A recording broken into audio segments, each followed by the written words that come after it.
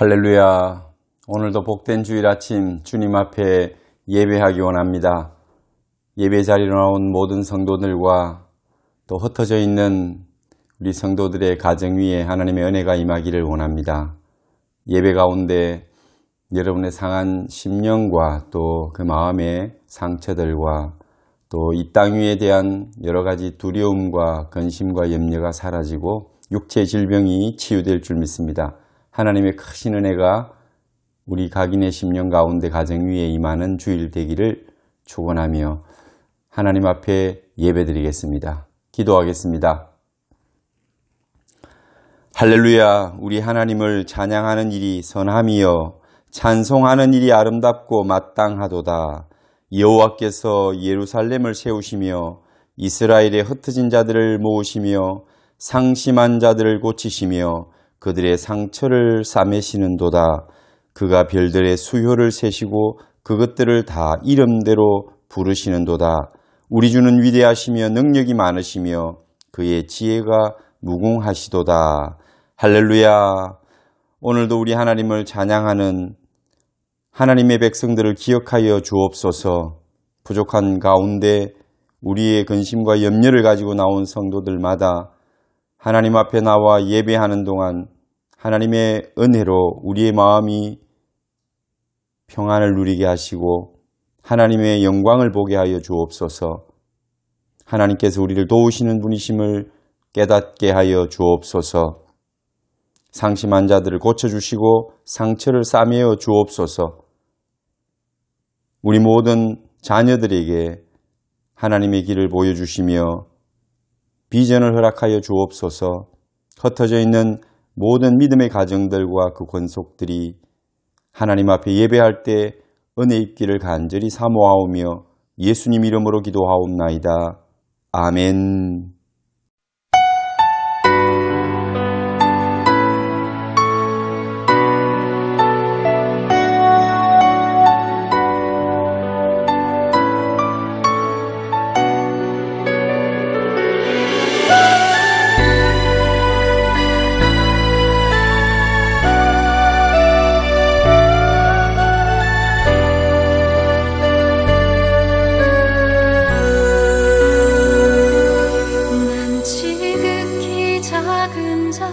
죄인 중에 괴수 무익한 날 부르셔서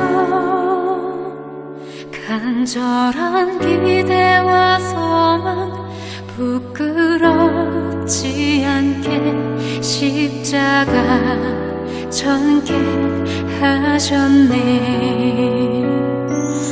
어디든지 가리라 위에 서라면 나는 전하리 그 십자가.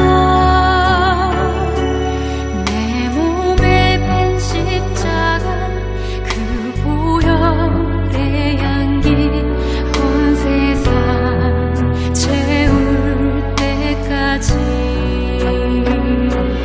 살아도 주를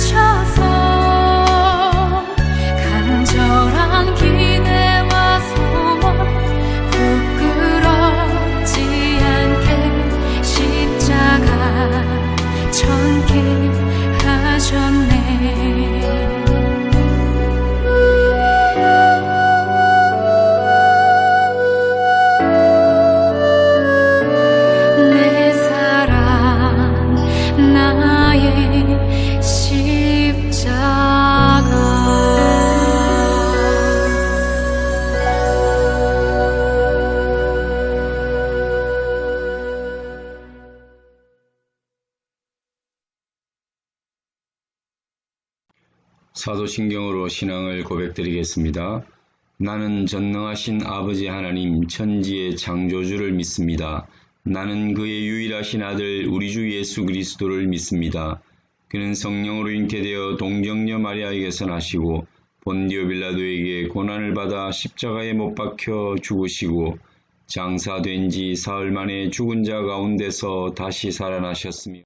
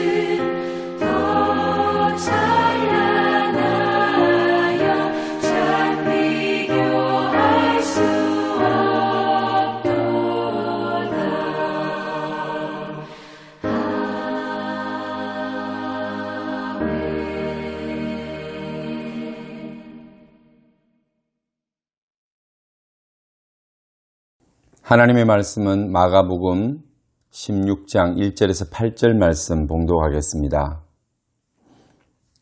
마가복음 16장 1절 안식일이 지남에 막달라 마리아와 야고보의 어머니 마리아와 또 살로메가 가서 예수께 바르기 위하여 향품을 사다 두었다가 안식 후 첫날 매우 일찍이 해 돋을 때에 그 무덤으로 가며 서로 말하되 누가 우리를 위하여 무덤 문에서 돌을 굴려 주리오 하더니 눈을 들어본즉 벌써 돌이 굴려져 있는데 그 돌이 심히 크더라.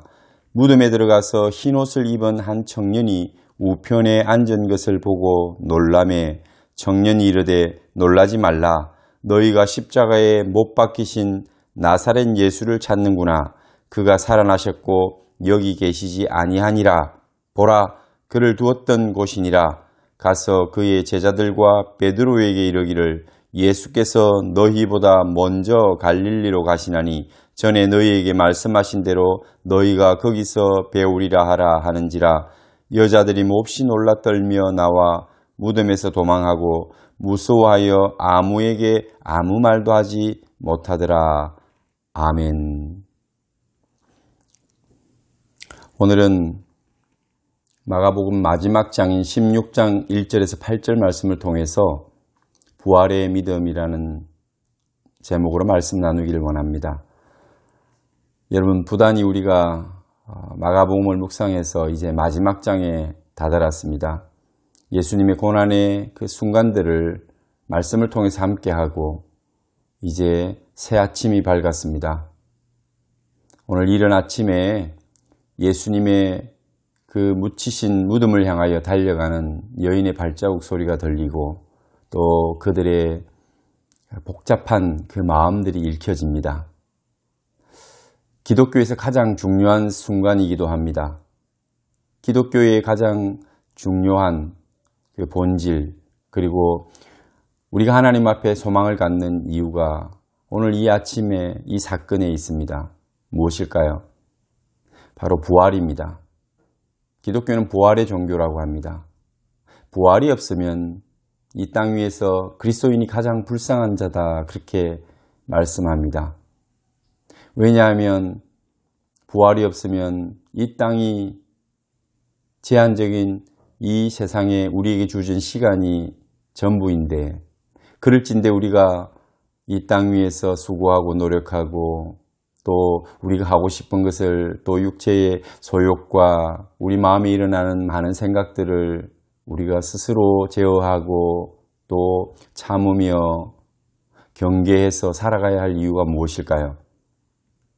만약에 이 땅에 우리의 삶이 한정되고 우리가 이 땅 위에서 끝이라면, 영원한 나라와 또 새로운 생명이 없다면 우리는 이 땅 위에서 가장 행복하게 원하는 대로 누리며 사는 것이 아마 최선일 것입니다. 그러나 내일에 대한 비전이 있고 하나님의 나라에 대한 기대와 꿈과 소망이 있다면 우리는 그것 때문에 이 땅 위에서 잠시 잠깐 오는 모든 고난과 땅 위에서 즐거움을 참을 수도 있고 또 고난에 대하여서도 극복하고 인내할 수 있는 믿음이 있습니다. 오늘 그 모든 것들이 부활이라고 하는 이 단어, 부활의 신앙이라고 하는 이 믿음 위에 전혀 다른 삶을 우리가 살아갈 수 있다는 것입니다. 같은 땅을, 같은 시간대를 살아가지만, 그리고 짧은 한 생에 사람이 60이요 강건하면 70이라고 했는데 요즘은 100세수를 산다고 한들 그 기간이 영혼에 비하면 심히 짧고 한 경점 같습니다. 시간의 한 점과 같습니다.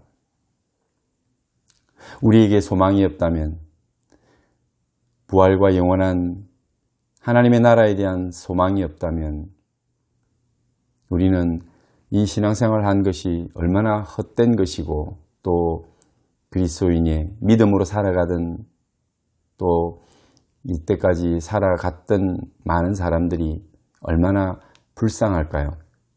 아무것도 없는데. 자, 여러분은 어떻게 생각하십니까? 오늘 이 설교를 듣는 여러분들의 마음에 우리가 심각하게 또 진지하게 한번 질문해 보시고 솔직하게 대답해 보시기 바랍니다.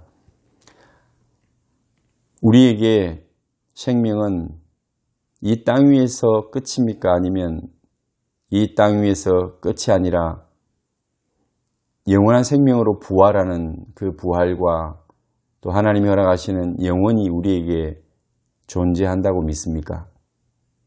여러분 정말 신앙생활 하시면서 부활에 대한 소망이 있습니까?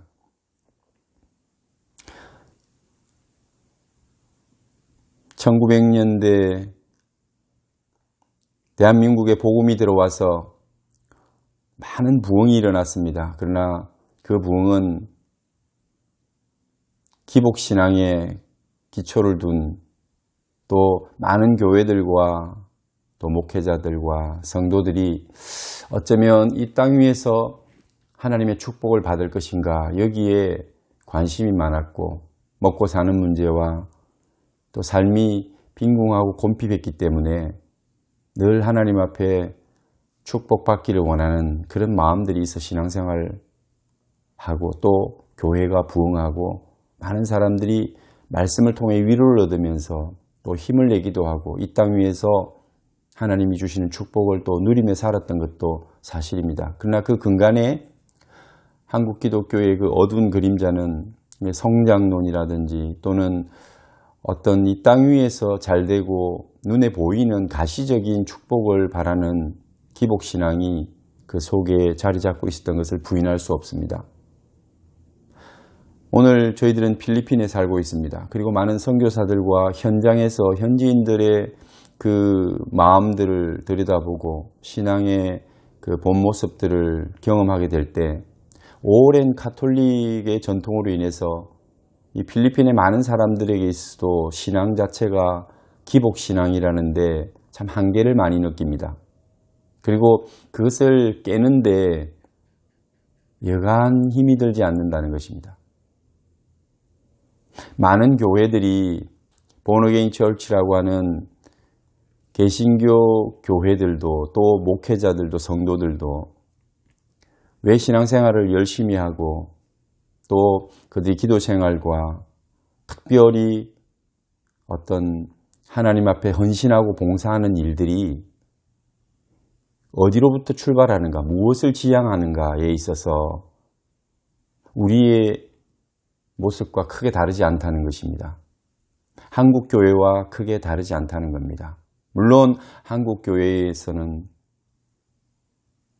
우리의 믿음의 선배들이 이 땅 위에서의 부귀영화를 내려놓고 생명 걸고 신앙을 지키고 하나님 뜻대로 말씀대로 살기를 원하다가 핍박받고 순교한 우리 한국 교회의 전통이 있습니다. 그럼에도 불구하고 교회가 크게 성장하면서 그 근간을 이루고 흘러오는 사상은 기복신앙이었고 눈에 보이는 축복과 가시적인 것에 목숨을 거는 것이 또 우리의 어두운 그림자였습니다. 빛이 있으면 그림자가 있는 것처럼 한국교회의 순수한 믿음의 선배들과 또 믿음의 헌신적인 분들이 있었던 반면에 어쩌면 이 땅 위에서 하나님이 주시는 축복을 바라보고 교회에 나오고 출석하고 신앙생활하는 많은 사람들이 있었다는 것이죠. 그것이 필리핀 교회와 교인들을 볼 때도 별반 다르지 않구나.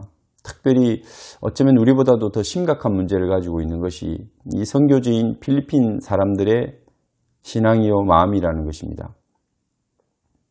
그래서 어느 정도 교회가 성장하면 또 충분히 교회가 어느 정도 재정적으로 안정이 되면 더 이상 어떤 복음에 대해서 하나님 나라를 또 선교나 전도의 이런 사역을 하려고 하지 않는 그런 모습들을 보여서 많은 선교사들이 힘을 잃습니다. 실망하는 그런 이야기들을 듣습니다.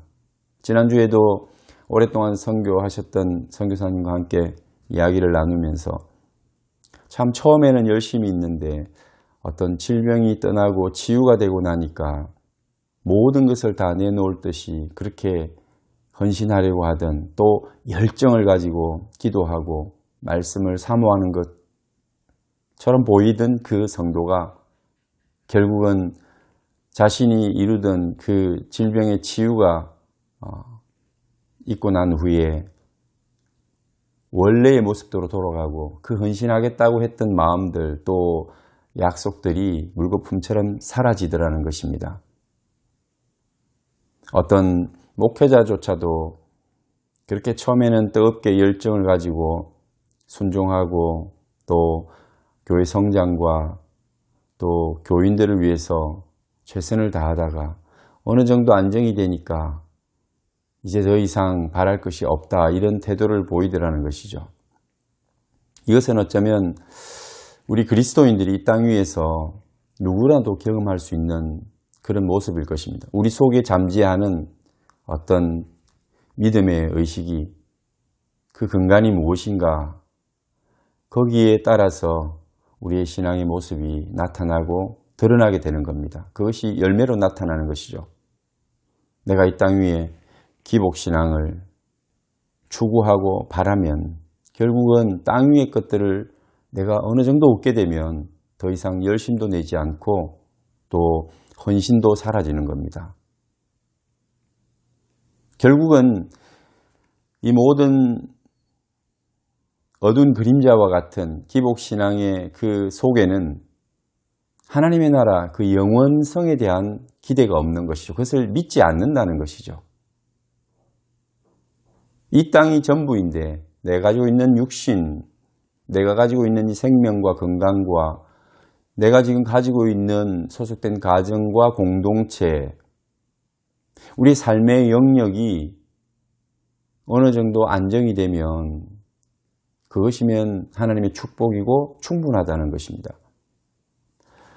오늘 서론적으로 우리는 부활이 과연 우리 속에 있는가, 그 부활이라는 단어가 얼마만큼 생명력을 가지고 내가 믿음의 삶에서 역할을 하고 또 그 부활이라는 믿음이 나를 이끌어 가는가, 내 삶을 리드해 가는가 하는 것입니다. 말로는 우리가 부활을 믿는다 하지만 실제적인 우리의 삶에서는 마치 이 땅이 전부인 것처럼 우리가 건강이나 물질이나 또 명예나 사회적인 어떤 관계 속에서 내가 이루고자 하는, 성취하고자 하는 그 성공이라고 하는 것들을 추구해 간다면, 그리고 그것을 위하여 하나님이 필요하고 신앙이 필요하고 뭐 기도하고 또 헌신하고 봉사하고 충성하는 것이 우리의 삶이라면 여러분, 그것은 분명히 부활에 대한 신앙이 없다는 사실입니다. 그것의 증거요 또 열매인 것입니다. 혹 내가 많이 갖지 못하고 병들고 연약하고 또 명예도 또 세상 가운데서 어떤 지위도 권력이나 힘도 없음에도 불구하고 하나님의 말씀에 순종하고 말씀대로 이 땅 위에서 살아가기를 소원한다면, 또 그 길을 선택하고 내가 부단히 낮은 곳으로 또 연약한 자들과 함께 그 연약한 자리에, 또 어둡고 사람들이 가고 싶어 하지 않는 외면하는 자리에 내 삶을 두고 그곳에서 내가 뭔가 할 일을 찾는다면, 또 그런 자리에 내려갔다고 기죽거나 실망하거나 좌절하지 않고 오히려 더 기뻐할 수 있고 그곳에서 생명력 있고 생동감 있는 삶을 살아내고 있는 성도라면, 또 그런 꿈을 꾸는 그리스도인이라면 그 사람 속에는 어쩌면 분명히 우리는 부활의 신앙이 자리 잡고 있고 그 부활의 신앙이 그 사람의 본질적인 신앙이다. 그래서 땅 위에 지금 살아가는 현 시대에 내가 목숨을 걸지 않고 거기에 모든 것을 걸지 아니하고 오히려 오늘의 내 모든 삶과 내 모든 힘과 뜻을 다해서 하나님의 나라를 위하여, 지금은 내 눈에 보이지 않지만 이미 임하였고 또 임하실 그 온전한 나라를 위해서 내가 헌신하고 오늘의 모든 환경 가운데 감사하고 만족하며 또 기뻐할 수 있다면 그것은 부활의 신앙이 아니고서는 우리가 다른 말로 설명을 할 수가 없는 것입니다. 그래서 부활신앙은 굉장히 우리에게 중요한 것입니다.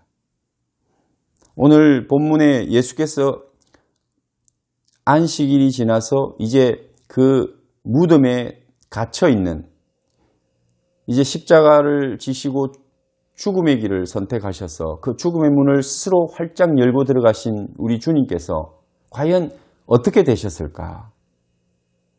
오늘 함께 이 말씀을 우리가 묵상하면서 한번 어떤 일이 일어났는지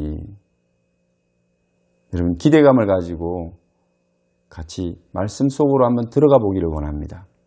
물론 우리가 다 읽었으니까 여러분들은 오늘 본문 내용이 무엇인지 어떤 일이 일어날 그 시점인지를 아실 것입니다. 그러나 막연히 어떤 우리가 아는 것, 또 이런 일이 있었지라고 생각하는 그게 부활이지 뭐 당연히 부활하신 그 주님의 이야기가 이제 시작되지 그 정도가 아니라 우리가 이런 정말 큰 하나님의 위대하신 사역들이 이제 정말 가장 포인트를 두고 클라이막스에 다다라서 이 조용한 아침이 열리지만 이것이 가장 중요한 시점이요. 또 우리의 삶에서 우리의 신앙에서 우리가 기억해야 될 이 신앙의 근본이라는 것. 이게 우리를 정말 이 신앙이 우리를 새롭게 하고 변화시킬 수 있는 놀라운 능력이라는 것을 여러분들 믿으시고 우리 함께 16장으로 들어가 보기를 원합니다. 안식일이 지나매 막달라 마리아와 야고보의 어머니 마리아와 또 살로메가 예수께 바르기 위하여 향품을 사다 두었다가 주님이 십자가에 달리실 때 이제 죽으시고 나면 잘 장사 지내기 위해서 여인들이 향품을 사 두었다고 합니다. 오늘 세 여인의 이름이 나오죠. 막달라 마리아, 야고보의 어머니 마리아, 또 살로메. 남자 제자가 아닙니다. 제자들의 주로 어머니들에 해당되는 여인들이죠. 이 여인들이 여제자들이죠. 이 여제자들이 예수님의 장례를 치르기 위하여 향품을 미리 사두었다는 것입니다. 그리고 우리가 지난 47절, 15장 47절을 보면 막달라 마리아와 요새 어머니 마리아가 예수 둔 곳을 보더라. 이러한 표현이 있습니다. 왜 마가가 이런 것들을 자세히 상세하게 기술했을까요? 이 여인들이 예수님의 묻힌 무덤을 정확하게 봐두었다는 것을 지금 예고편에서 미리 살짝 그렇게 말씀하고 있습니다. 이 여인들이 지금 찾아가야 될 그 예수님의 무덤을 정확히 알고 있다는 거죠. 많은 제자들이 뿔뿔이 흩어져서 다 도망갔지만 이 여인들은 끝까지 십자가에서 죽으시는 예수님을 지켰고 그리고 그분이 어디에 묻히는지까지 따라가서 그 장소를 확인했다는 것입니다. 그리고 그분을 장례 치를 향품도 미리 사두었다는 것입니다. 참 위대한 여인들이 아닐 수가 없습니다. 이 시대의 여인들은 세상에서 정말 남자보다 열등한, 그래서 그 시대에서는 여자들이 별로 인정받지 못하는, 어쩌면은 물건 취급을 받는 것 같은 그런 시대를 우리는 기억해야 됩니다. 이 여인들이 오늘날처럼 여건 신장이 되고 오늘처럼 교회 가면은 여집사님들이 훨씬 많고 봉사도 많이 하고 잘하고 이런 시대가 아닙니다. 2000년 전 로마의 그 시대에 여러분 늘 강한 것이 최고인 이 세상 속에서 창세기 4장, 5장, 6장을 보더라도 힘있고 권력있고 강한 자들이 대접받는 양육강식인데 거기에 두 여인을 아내로 두었던 람에게 그 모습을 보더라도 남자들의 지위와 여자들의 지위가 이 수천 년이 지난 지금 이 시대에도 별로 달라진 게 없습니다. 여러분 19세기에도 훨씬 더 아무리 선진국이라도 유럽이라고 할지라도 우리가 보면 여자들은 그렇게 인정받지 못했습니다. 투표권도 한참 뒤에 생겼고요. 그리고 지금도 중동에 보면 많은 중동 국가들이 여자들에 대하여서 권리가 어마어마하게 주어지지 않고 또 비인간적인 대접을 우리가 볼 때는 받고 있는 것을 봅니다. 인도나 이런 중동의 여인들이 명예살인을 당하고 또 성폭행을 당해도 법정에서 아무런 권리가 없고 남자들의 그 증언이 훨씬 더 강력한 힘을 발휘하는, 아마 이런 모습들이 2000년 전에는 훨씬 더 강했다는 거죠. 이 시대에는 사실 여자들은 증인이 될 수도 없었습니다. 그런데 아이러니하게도 우리 하나님께서는 예수님의 부활의 소식에 이 여인들을 등장시킵니다. 그리고 그 여인들이 남자 제자들보다도 더 강한 그 어머니의 모성 같은 이런 모습들을 보여주면서 끝까지 예수님을 지키고 사랑하고 그것을 표현합니다. 왜 그랬을까요? 아마도 이 여인들이 태어나서 자기를 인정해준 최초의 남자, 최초의 사람이 어쩌면은 예수님이셨을 겁니다.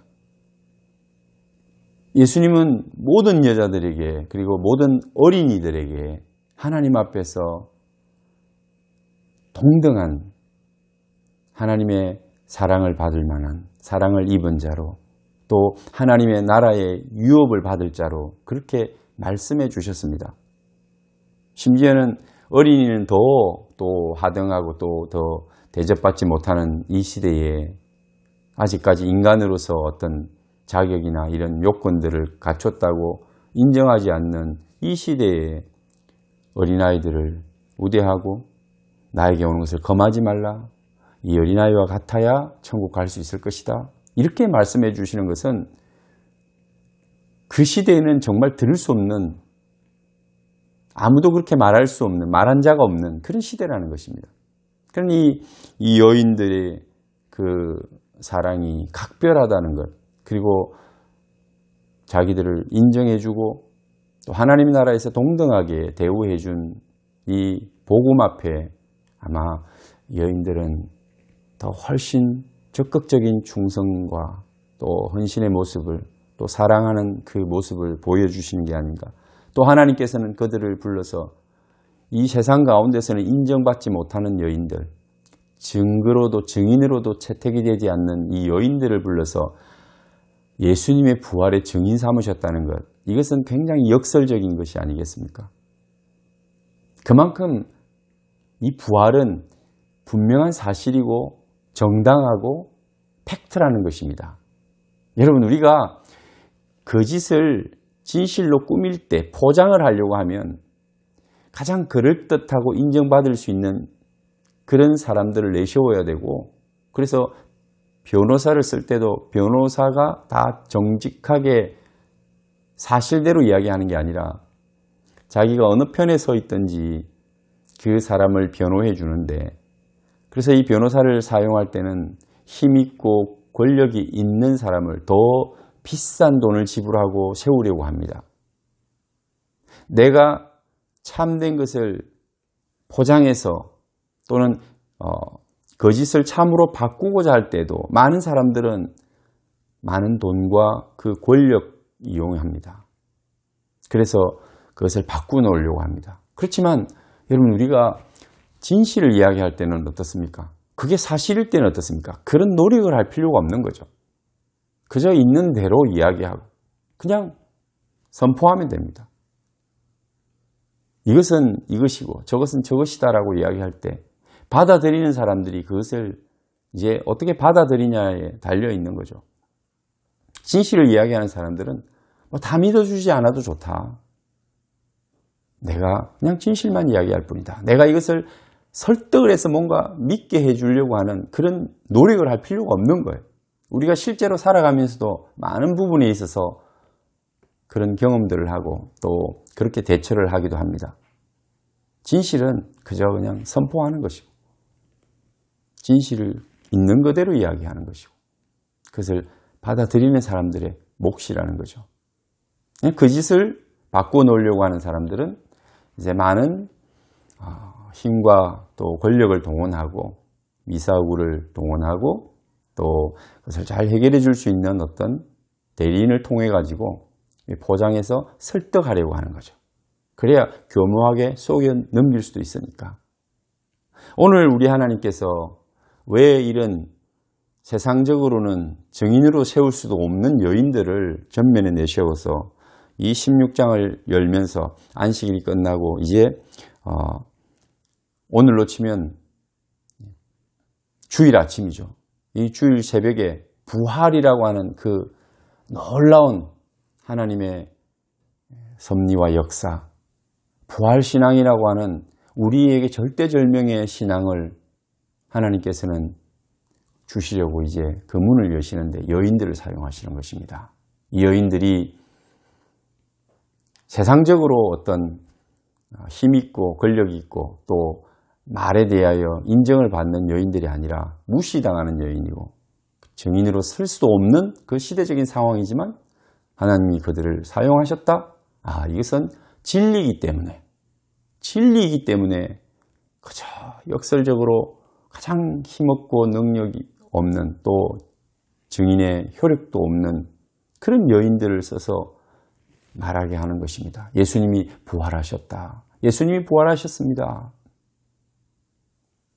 오늘 저와 여러분들이 이 부활의 소식을 들을 때 우리가 성경을 통하여 예수님의 부활을, 십자가 죽으심과 부활을 우리가 듣게 될 때 각인의 그 생각과 또 믿음에 따라서 어떤 사람은 받아들이고 어떤 사람들은 어떻게 죽은 사람이 살아날 수 있어? 그건 아니야.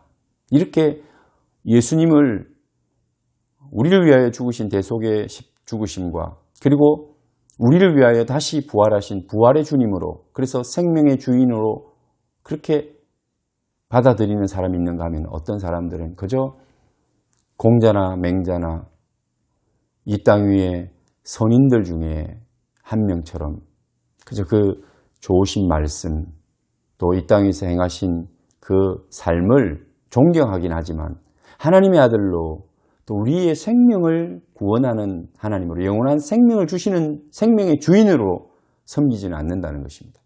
그런 믿음까지는 나아가지 않으려고 한다는 겁니다. 그것은 어쩔 수 없이 듣는 여러분들의 선택입니다. 저는 우리 주 예수 그리스도의 십자가의 죽으심이 내 죄로 말미암아 나를 위하여 죽으신 죽음인 줄 믿습니다. 그리고 나를 위하여 죽으신 그분은 또한 나를 위하여 부활하셔서 영원한 생명의 첫 열매가 되셨고 나를 또한 그 생명의 부활에 참여케 하셔서 나도 하나님의 나라에서 영원한 생명을 가지고 부활하게 될 줄 믿습니다. 이것은 저와 여러분들이 그 하나님의 놀라운 역사와 섭리를 부활의 신앙을 아멘으로 받아들이든지 아니면 의심하고 거절하든지 여러분의 몫입니다. 부활을 여러분 믿으시기 바랍니다. 진리이기 때문에 하나님은 그것을 꾸미지도 않고 권위 있는 자 입을 통하여 말하지 않고 그저 여인들의 입을 통해서 이 시대에 무시하고 또 멸시받던 여인들의 입술을 통해서 그리고 가장 먼저 정인된 여인들이 보고 예수님이 부활하셨다, 듣고 예수님이 부활하셨다라고 선포하게 하신 것입니다. 또한 만약에 이 여인들이 부활을 믿고 기대하고 있었다면 뭔가 거기에 대해서 그런 일이 일어나지 않았음에도 불구하고 그런 일을 만들어낼 수 있는 그런 이야기를 만들어낼 수 있는 아마 그런 생각도 우리가 해볼 수 있을 겁니다. 그리고 제자들도 만약에 다 예수님이 부활하실 것이다 라고 한다면 그들은 생각에 어떤 착시현상도 올 수 있고 자기들의 그 신념이 이런 부활을 만들어낼 수도 있었지 않겠느냐 그렇게 오해하실 수도 있습니다. 그렇지만 오늘 2절을 보시면 안식 후 첫날 매우 일찍이 해돋을 때에 무덤으로 가며 이 여인들이 서로 말하며 어떤 대화를 하는지 보십시오. 누가 우리를 위하여 무덤 문에서 돌을 굴려 주리요. 그녀들은 이미 그 무덤을 보았습니다. 그 돌무덤에 큰 돌문이 이제 굴려져서 무덤을 막고 있는 것을 보았습니다. 그래서 군병들도 지키고요. 이게 쉽게 누구나 그 돌을 굴릴 수 있는 돌이 아니라는 겁니다. 이 여인 셋의 힘으로는 못 굴리는 거죠. 그걸 열 수가 없어요. 그래서 이 여인들이 그 무덤 문을 누가 열어주겠느냐 이런 걱정을 하면서 갑니다. 다시 말해서 이 여인들은 예수님의 부활을 인지하지를 못하는 거예요. 생각지도 못하는 거예요. 기대도 하지 못하는 거예요. 그저 죽으신 예수님, 그 시체를 이 향품을 통해서 깨끗이 닦아서 이제 장사를 지내드리려고 하는 마음밖에 없는 거죠. 그렇게 걱정하며 가고 있는 이 여인들이 눈을 들어서 그 현장에 도달해서 보니 돌문이 벌써 굴려져 있는데 그 돌이 심히 크더라. 예, 그건 크기 때문에 누구나 쉽게 굴릴 수 있는 돌이 아니었어요. 근데 그 돌이 굴려져 있고 그 무덤이 이렇게 환히 열려져 있더라는 것입니다. 그래서 이 여인들이 그 무덤에 들어가서 보니 흰 옷을 입은 한 청년이 우편에 앉아 있던 거예요. 깜짝 놀랐죠. 예수님 시신이 있어야 되는데 청년의 모습이 흰 옷을 입은 한 청년, 천사죠. 천사. 다른 본문에서는 이 천사가 그 우편에 앉아 있는 것입니다. 그리고 그 청년이 말하기를 놀라지 말라. 너희가 십자가에 못 박히신 나사렛 예수를 찾는구나. 그가 살아나셨고 여기 계시지 아니하니라. 보라, 그를 두셨던 곳이니라. 그가 살아나셨고 여기 계시지 아니하신다. 이미 예수님은 그곳에 계시지 않았습니다. 거기 누워 계셔야 될 예수님은 이미 계시지 않았습니다. 살아나셨다라고 이야기합니다.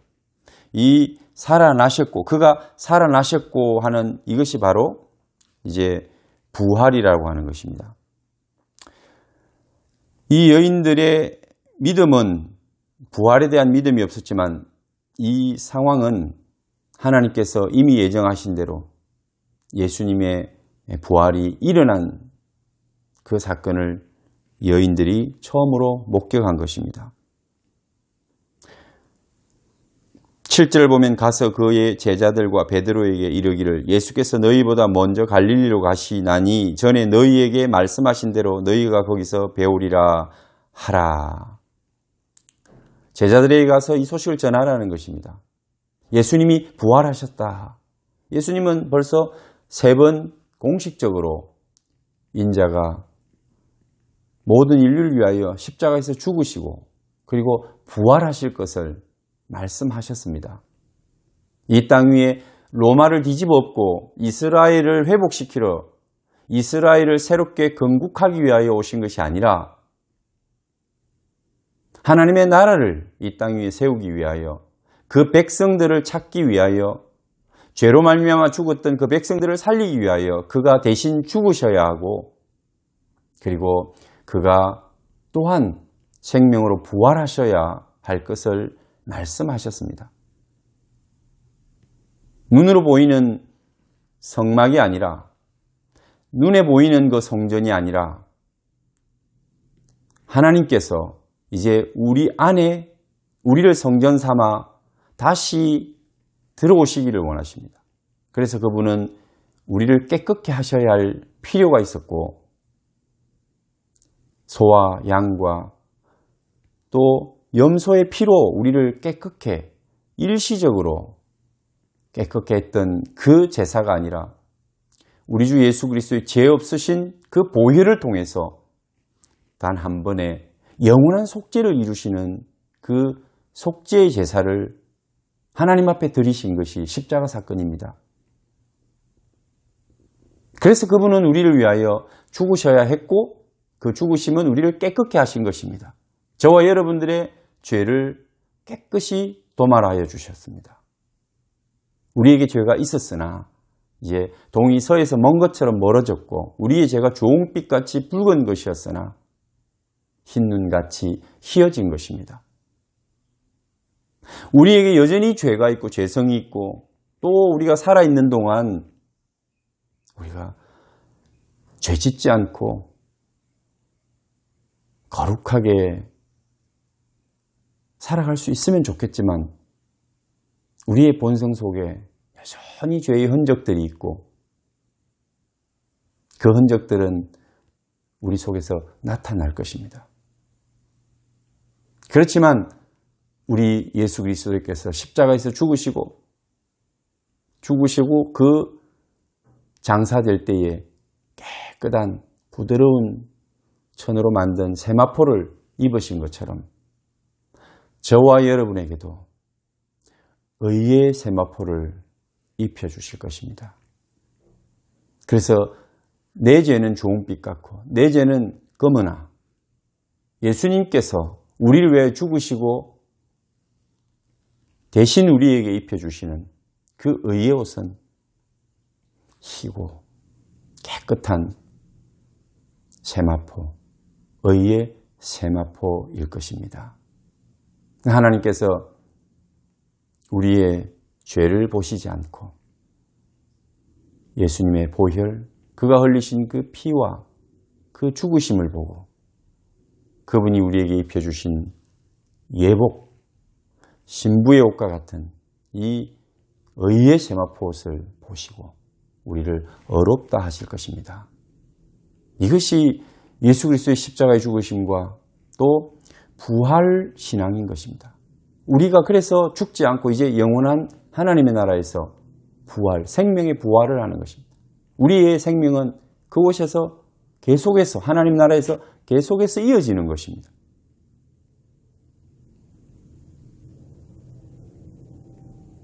눈에 보이는 잠시 잠깐의 그 죽음이 참 힘들고 또 고통스럽습니다.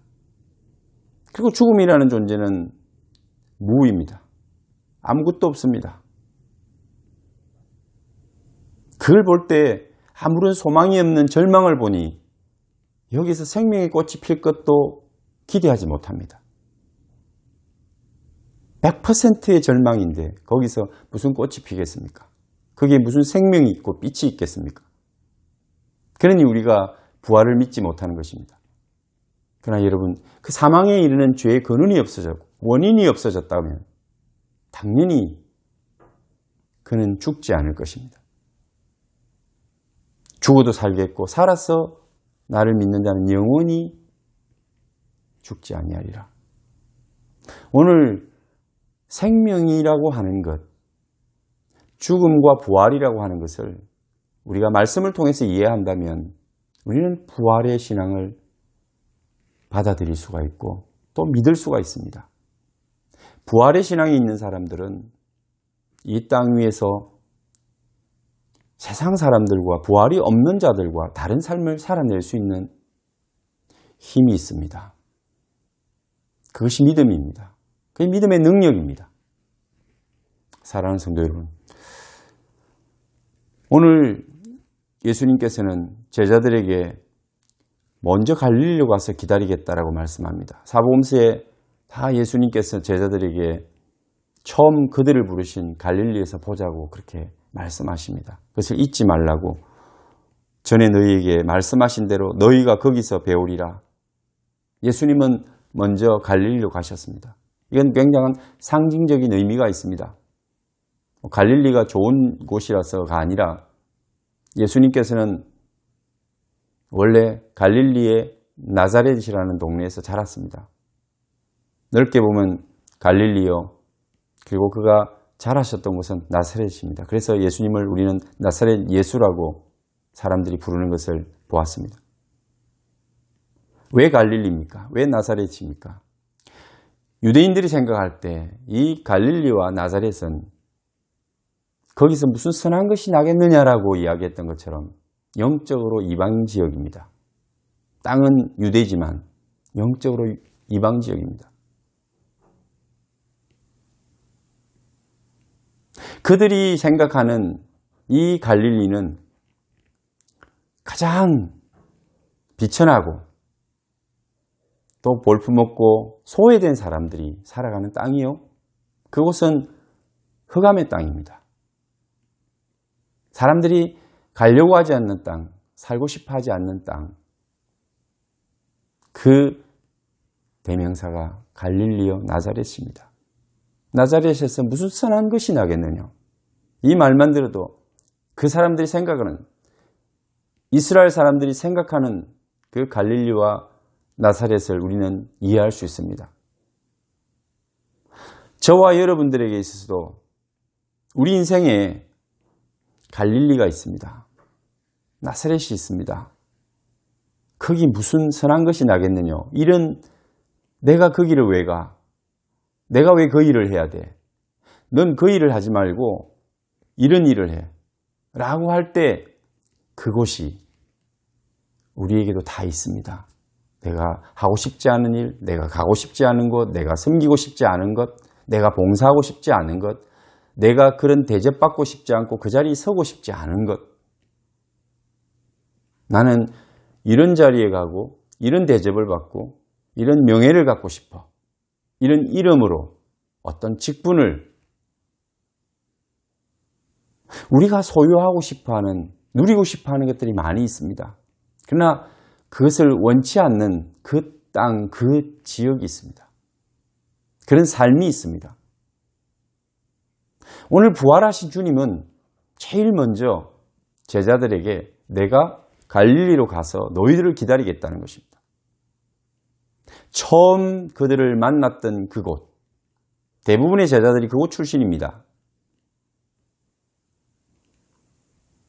어쩌면 이러한 예수님의 메시지는 제자들에게 예수님을 부인하고 또 예수님을 십자가에서 죽으시는 동안, 그 고난을 당하는 동안 다 부끄러워서 숨고 무서워서 숨고 다 도망갔던 그 제자들에게 우리 주님께서는 부활을 보여주시고 확인시키시고 그리고 또 주시고자 하는 메시지가 있는데 바로 갈릴리에 대한 이러한 개념인 것입니다. 처음 부르심을 받은 그곳, 내가 아무것도 아닐 때, 내가 죄인이었을 때 나를 찾아오신 주님. 우리 모든 그리스도인에게 그곳이 있습니다. 첫사랑을 우리가 기억하고 그 첫사랑을 회복하기를 원하는 그 시점입니다. 처음 주님이 나를 부르셨던 그 주님을 만났던 감격의 순간들, 그때 내가 주님을 얼마나 사랑하고 또 하나님이 나에게 기대하시고 주시는 소명에 대하여 순종하기로 결단했던 그 지점, 그 시점이 있습니다. 그곳으로 가자는 것입니다. 그곳에서 다시 보자는 거죠. 그리고 너희가 가야 할 곳은 갈릴리야, 흑암의 땅이야, 사람들에게 소외받는 곳이야, 그들이 가고 싶어 하지 않는 곳이야, 멸시받는 땅이야, 높은 곳이 아니라 낮은 곳이야. 그곳에서 우리 만나자. 부활하신 주님께서 먼저 가겠다는 것입니다. 그것으로 오라는 것입니다. 우리 주님을 만나려면 높은 성에 계시는 것도 아니고 화려한 도시에 있는 것도 아니고 내가 꿈꾸는 권력의 자리에 높은 계단 위에 계시는 게 아니시라. 그분은 어쩌면 사람들이 눈길 주기 원치 않는 곳, 가고 싶어 하지 않는 곳, 많은 사람들이 고통과 아픔을 가지고 살아가고 있는 땅, 소외된 곳, 소외된 사람들, 소외된 일, 그곳에 우리 주님 계십니다. 주님 만나고 싶으시다면 부활의 주님을 만나고 정말 내가 부활의 신앙을 가지고 그 부활의 신앙을 가진 열매로서 어떤 삶을 살기를 원하신다면 오늘 어쩌면 이러한 주님의 말씀, 갈릴리에서 우리 만나자, 우리 함께 보자, 그쪽으로 오너라, 이 음성이 저와 여러분에게도 들리기를 축원합니다. 여러분, 드러내려고 하지 말고 높아지려고 하지 말고 많이 가지려고 하지 말고 주님 처음 만났을 때 그 사랑을 기억해 보십시오. 그 첫사랑의 자리에 우리가 서야 주님 만납니다. 주님 거기 계십니다. 거기서 우리를 기다리며 우리 모든 것을 이제 용서하시고 자신이 십자가에서 우리 생명 위하여 자신의 생명 주셨잖아요. 그리고 왜 우리를 기다리겠습니까? 다시 살리신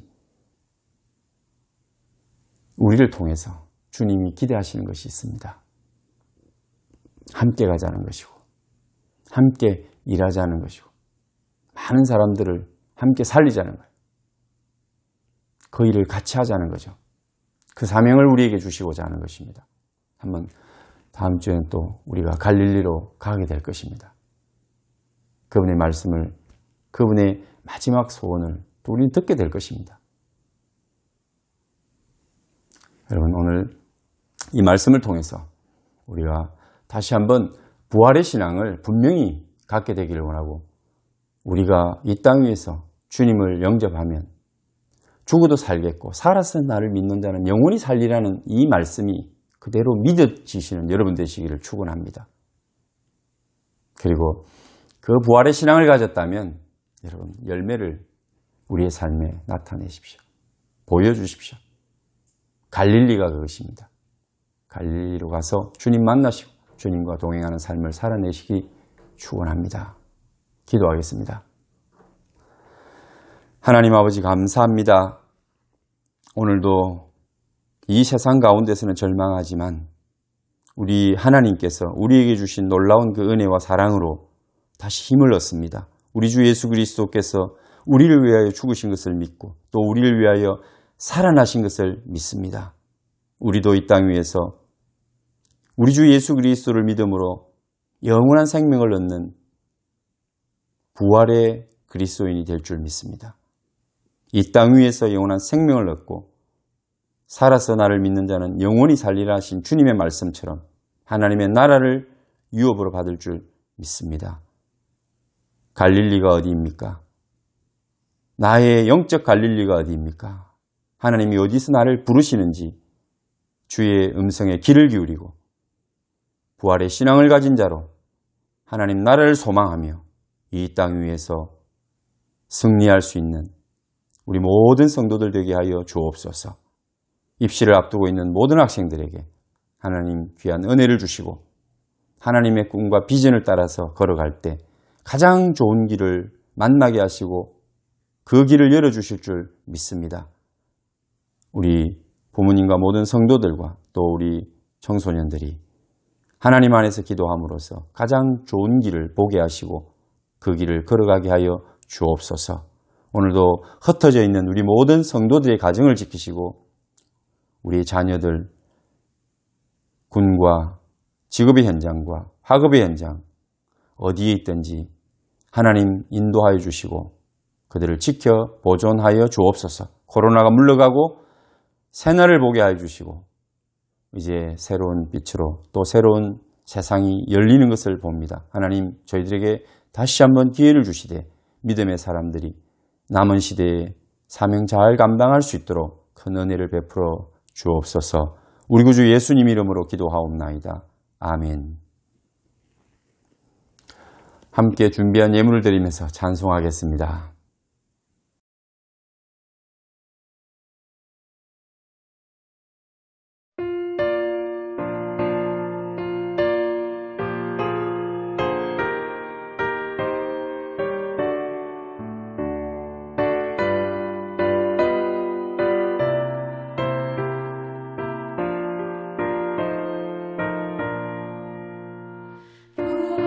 부활하신 구세주